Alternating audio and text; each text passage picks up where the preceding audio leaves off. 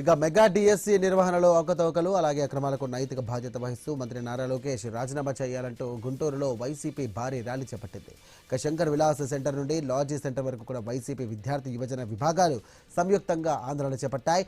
ఇక fee reimbursement బకాయిలు తక్షణమే విడుదల చేయాలని డిమాండ్ చేశారు. నిరుద్యోగ వృత్తి కల్పించాలంటూ వారు కోరారు. ఇది ఆరంభం మాత్రమేనని, లోకేష్ రాజీనామా చేసేంత వరకు కూడా పోరాటం చేస్తూనే ఉంటామంటూ ఈ సందర్భంగా స్పష్టం చేశారు. వైసీపీ భారీ ర్యాలీ నేపథ్యంలో అవాంఛనీయ ఘటనలు జరగకుండా పోలీసులు భారీగా మోహరించారు. ఇక ఇదే అంశానికి సంబంధించి మంగళగిరి వైసీపీ ఇన్ఛార్జ్ వేమారెడ్డి నేతృత్వంలో 300 మంది విద్యార్థులు, యువకులు మంగళగిరి నుండి గుంటూరు కలెక్టరేట్ వద్ద ధర్నా చేపట్టారు. ఇక డిఎస్సిలో జరిగినటువంటి మోసాలపై, అక్రమాలపై కూడా సిబిఐ విచారణ జరిపించాలంటూ డిమాండ్ చేశారు. బాధితులందరికీ న్యాయం జరిగేంత వరకు పోరాటాన్ని ఆపబోమన్నారు నేతలు.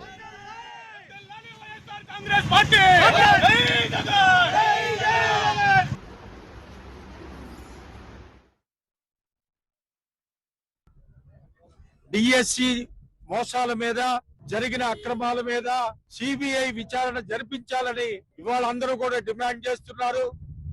ఇవాళ రాష్ట్రంలో ముఖ్యంగా యువత, విద్యార్థి లోకం వీళ్ళందరూ కూడా ఎన్నో రకాలుగా దగా గావించబడ్డ ఈ 2 సెక్షన్ పీపుల్ ఇవాళ మన మంగళగిరి నియోజకవర్గం నుంచి రమారమి 250 నుంచి 300 వరకు పిల్లలు, విద్యార్థి విభాగం వాళ్ళు, యూత్ విభాగం వాళ్ళు, ఈ విద్యార్థి లోకానికి, యూత్ లోకానికి ప్రభుత్వం ఏదైతే ప్రామిస్ చేసిందో ఫీజు రియంబర్స్మెంట్లు, అట్లాగే నిరుద్యోగ భృతి, ఇవన్నీ కూడా వెంటనే రిలీజ్ చేయాలని కోరుకుంటూ మా